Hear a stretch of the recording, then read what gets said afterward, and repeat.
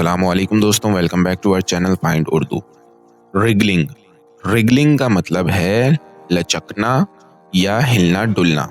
Wriggling का मतलब होता है किसी चीज का लचक कर हिलना डुलना, अक्सर जमीन पर किसी कन्फाइंड स्पेस में। ये अक्सर वॉर्म्स, मछलियां या छोटी चीजों के मूवमेंट के लिए यूज होता है।